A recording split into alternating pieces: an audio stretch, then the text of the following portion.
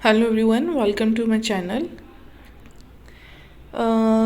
इस वीडियो में हम लोग द इंडियन पिनल कोड जो है 1816 उससे कुछ एमसीक्यूज़ को कवर करेंगे और हम बहुत ही छोटे छोटे पार्ट्स में इन वीडियोस को बना रहे हैं और बाद में हम एक पूरी प्लेलिस्ट आपके लिए तैयार कर देंगे जिससे आपको कन्फ्यूज़न नहीं होगा और आप इजीली उसको फाइंड आउट कर सकते हैं।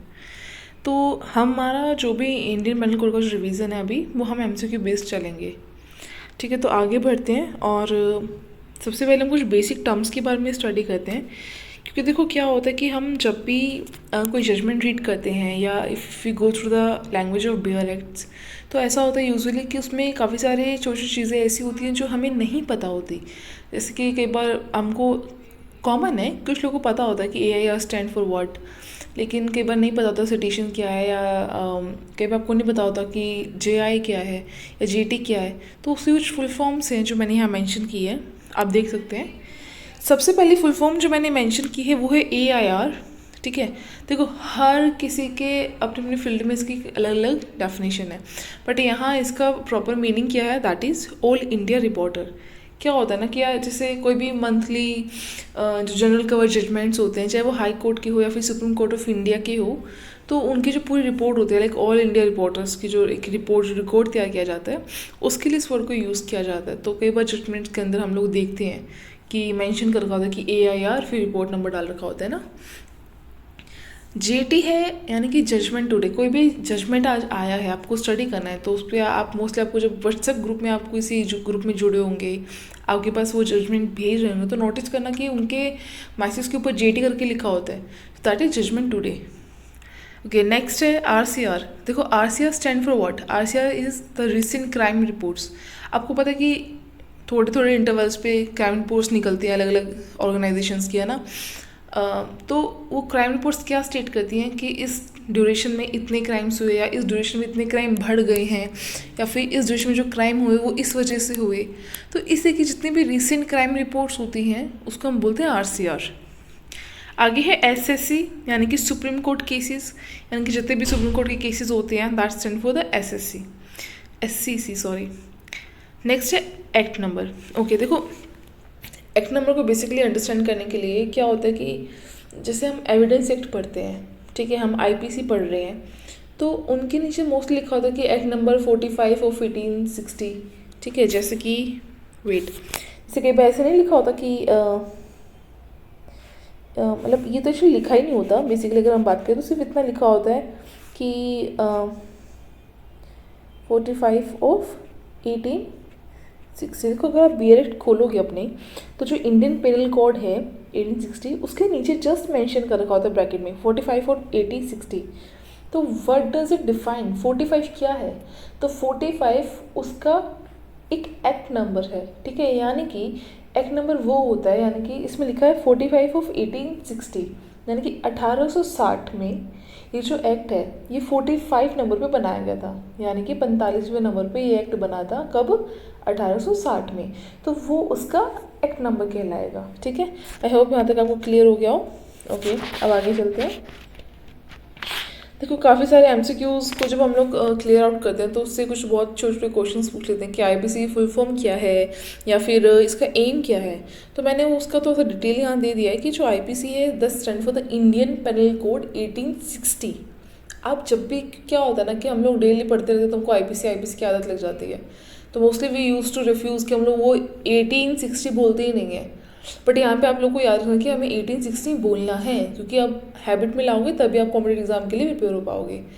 सो कंप्लीट उसका क्या रहेगा title, the Indian penal code 1860। Okay, M क्या है, देखो हम कोई चीज़ बनती है तो उसका मुद्दा क्या होता है कि सभी लोग उसको फॉलो करें, एक सिंपल सा मुद्दा। ठीक है, तो यहाँ पे यही बोला है कि इसका जो एम है ना वो एक जनरल जो पिनल कोड है वो इंडिया के लिए प्रोवाइड करना है, यानी कि भारत में और भारत के लिए एक ऐसी दंड संहिता दे रहा है हमें जिसका मकसद है कि अगर कोई भी चीज़ या कोई भी ऐसा एक्ट जो हमारे इंडिया में कमिट करना प्रोहिबिटेड है और फिर हम उसको कमिट कर रहे हैं, रॉन्गफुली कमिट कर रहे हैं, तो उसकी उसकी वजह से हमें जो पनिशमेंट मिलेगी, ठीक है, तो वो पनिशमेंट क्यों मिलती है हमें, क्योंकि हमने ऑफेंस किया है। देखो हमने, बहुत इजी लैंग्वेज में चलता है, आपने रॉन्गफुली एक एक्ट कमिट कर दिया, ठीक है। अब ऑब्वियसली बात है, आपने गलत तरीके से किया तो उसका आउटपुट भी गलत होगा, ठीक है। अब आपको उसकी पनिशमेंट मिली, आपको पनिशमेंट मिली तो ये क्या डिफाइन करता है? पनिशमेंट आपकी ये सिद्ध करती है कि आपने एक ऑफेंस किया है, अपराध सिद्ध हो जाता है तब उसका दंड मिलता है। तो ऑफेंस क्या होता है, कितने टाइप्स के होते हैं, कौन कौन सी कैटेगरी में आते हैं, तो उन सबको इसके अंदर डिफाइन किया गया है आईपीसी के अंदर। किन के लिए किया गया? हम सब लोग के लिए, यानी कि द पीपल ऑफ इंडिया, ठीक है। तो बस यहाँ पे ये बताया। ओके, अब हम लोग आगे फटाफट से एमसीक्यूज़ की प्रैक्टिस करते हैं। ओके, तो सबसे पहला एमसीक्यू है the Indian penal code extend to. पूछा गया है कि जो इंडियन पेनल कोड है कहाँ तक एक्सटेंड करता है। बेयर एक्ट के सेक्शन नंबर 1 में जाएंगे आप तो इजीली आपको पता चल जाएगा।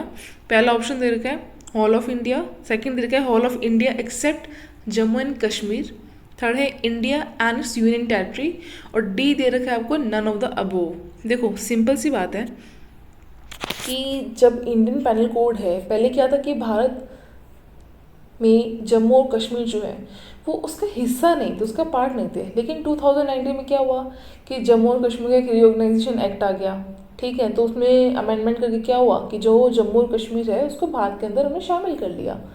तो जब जम्मू और कश्मीर भारत में शामिल हुआ तो ऑब्वियसली बात है कि जो आईपीसी है द इंडियन पेनल कोड, उसके जितने भी प्रोविजंस या जो भी हैं वो सब कुछ वहाँ भी लागू हो जाएंगे, यानी कि एप्लीकेबल हो जाएंगे ऑटोमेटिकली।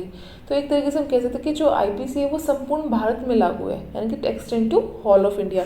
इसीलिए जो इसका करेक्ट ऑप्शन है वो होगा ए, यानी कि the hall of India. Okay, next चलते हैं। सेकेंड क्वेश्चन अगेन वही जो मैंने अभी आपको बताया था, what is the act number of the Indian penal code. Indian penal code का एक्ट नंबर क्या है? 45, यानी कि 1860 में वो 45वें नंबर पर बना था। देखो एक्ट नंबर क्या होता है, आपको जितना अच्छे से ध्यान रखे उतना ईजी है, क्योंकि एक्ट नंबर याद करना ज़्यादा डिफिकल्ट नहीं होता है। आपको सिर्फ इतना याद रखना है कौन से साल में कौन से नंबर पर बना था, सिंपल सी बात है।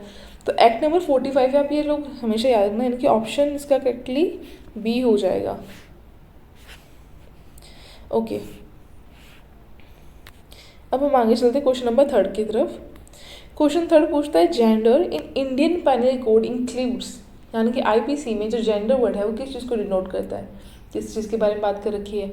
आपने देखा होगा जब आप बेयर उसमें जाएंगे, बेयर सेक्शन वगैरह जो बेयर एक्ट वगैरह खोलेंगे तो उसमें जो 8 नंबर पे आई गेस जेंडर का जो डिस्क्रिप्शन है वो दे रखा है, ठीक है। तो उसमें क्या बता रखा है, उसमें ये लिखा हुआ है पर्टिकुलरली कि ही, यानी कि ही वर्ड को डिफाइन किया है। तो उसमें पर्टिकुलरली मेंशन कर रखा है कि ही and its derivatives are used for any person whether male और फीमेल, यानी कि जेंडर चाहे वो आदमी हो चाहे औरत हो दोनों के लिए यूज़ होता है, ठीक है। तो पहला ऑप्शन क्या है man and women. B option आपको देखिए ट्रांसजेंडर। देखो ट्रांसजेंडर अमेंडमेंट हुई है अभी, ट्रांसजेंडर को भी इंक्लूड कर दिया, ऑब्वियसली बात है उनको वोटिंग राइट्स भी मिले हैं, लेकिन अभी बेयर एक्ट की लैंग्वेज में उसको मतलब बेयर एक्ट में ये अपडेट नहीं आया है। तो अभी हम लोग इसको, और सी ऑप्शन दे रखे बोथ ए एंड बी, और डी है ऑल ऑफ द अबोव। तो हम इसका जो करेक्ट आंसर है दैट वुड बी ए आएगा खाली, मैन एंड वुमेन। क्योंकि हम ट्रांसजेंडर को इसलिए नहीं ले रहे क्योंकि अमेंड हो गया है, हाँ इसलिए आईपीसी के ऊपर एप्लीकेबल होती है, लेकिन बेयर एक्ट की लैंग्वेज में इसको मेंशन नहीं किया गया, ठीक है। Okay, move to the next question 4th। देखो 4th में पूछा गया कि जो पर्सन है आईपीसी में वो क्या डिनोट कर रहा है, क्या स्टेट कर रहा है। बेसिकली अगेन पर्सन किसके अंतर्गत आता है, किस पर्सन हम कह सकते हैं। ऑप्शन देखिए, पहला दे रखा है कंपनी, ठीक है, दूसरा है एसोसिएशन, तीसरा है बॉडी ऑफ पर्सन, और डी है ऑल ऑफ द अबोव।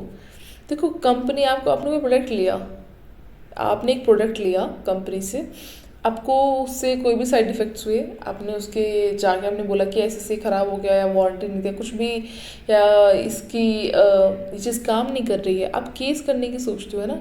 आप केस पर्टिकुलरली कर किस पे रहे हो, एक कंपनी पे। कंपनी कौन, यानी कि किस पे कर रहे हो केस, जो कंपनी को चला रहा है, जो रूल कर रहा है, यानी कि पीपल, लोग ही तो चला रहे हैं ना। कंपनी किससे बनी है, लोगों से बनी है।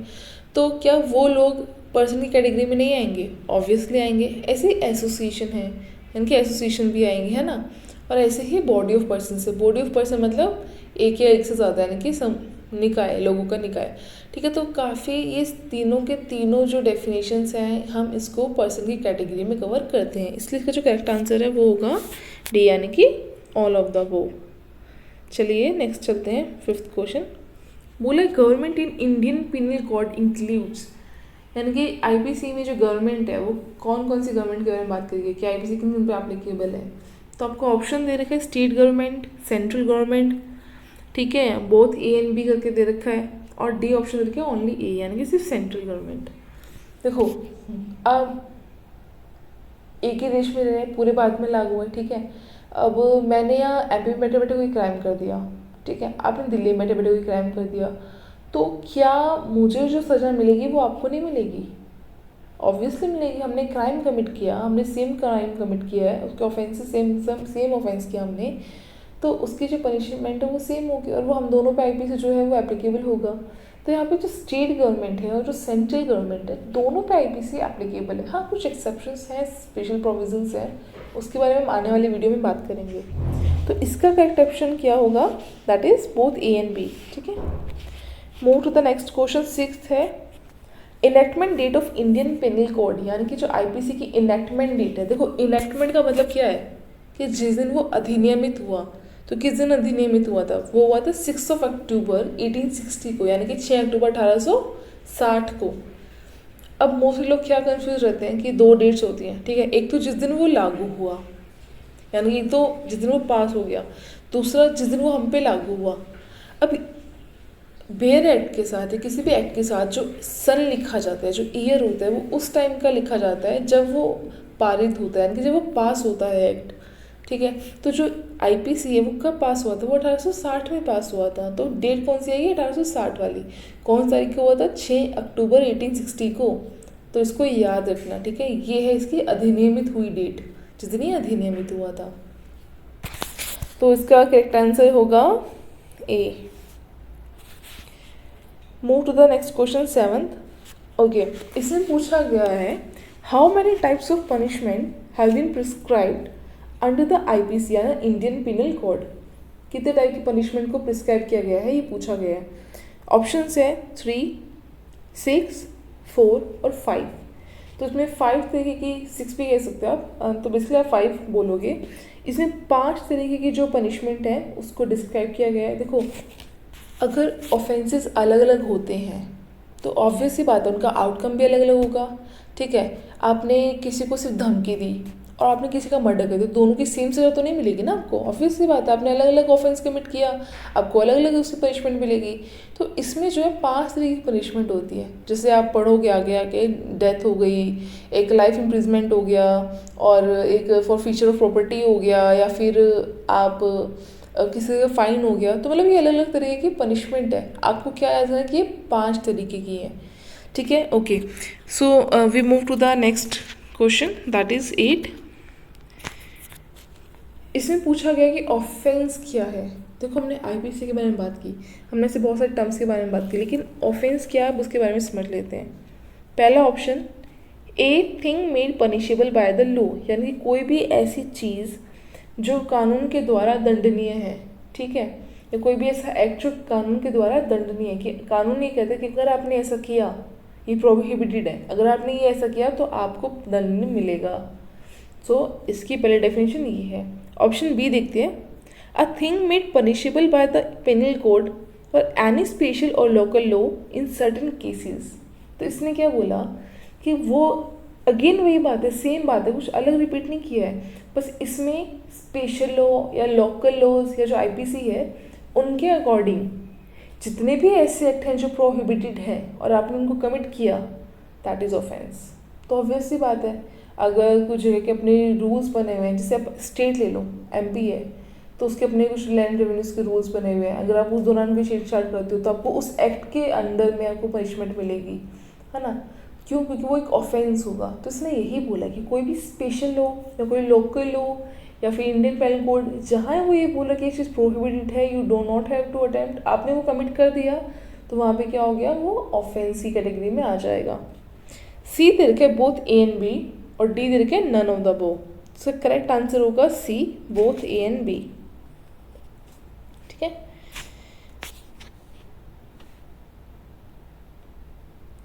आगे चलते हैं। Total section in Indian penal code. अच्छा, ये आपको याद करना पड़ेगा कि टोटल सेक्शन कितने हैं इसके अंदर। मैं आपको बताती हूँ, आईपीसी के अंदर टोटल सेक्शन जो है 511 है, यानी कि 511। इसके अंदर टोटल जो चैप्टर हैं वो 23 हैं, ठीक है। सबसे बड़ा चैप्टर कौन सा है, दैट इज 17। उसके अंदर कितने सेक्शन है, 85। सबसे छोटा जो वो है चैप्टर वो है 23, कितने सेक्शन है, 1। तो ये बेसिक टर्म्स ही आपको याद करनी पड़ेंगी, तो इससे करेक्ट ऑप्शन है बी। ओके, आगे चलते हैं। क्वेश्चन नंबर 10 जो लास्ट क्वेश्चन है इसका, commencement date of Indian penal code. देखो आईपीसी कमेंसमेंट डेट पूछी है, अभी आप बोलोगे कि अभी आपने हमसे इनैक्टमेंट डेट पूछी थी। इनैक्टमेंट डेट होती है जब वो कानून अधिनियमित होता है, ठीक है। कमेंसमेंट डेट है कि जिस दिन वो हम लोगों पे एप्लीकेबल होना स्टार्ट हो गया था। अब 1860 में वो अधिनियमित हुआ, लेकिन 1862 में हम लोगों के ऊपर लागू, तो डिफरेंस आ गया ना। तो इसका करेक्ट आंसर क्या है कि ये 1 जनवरी 1862 को इसकी कमेंसमेंट डेट है, यानी कि तब से ये हम सब पर लागू होना शुरू हो गया था। तो इसका करेक्ट आंसर होगा 1 जनवरी 1862।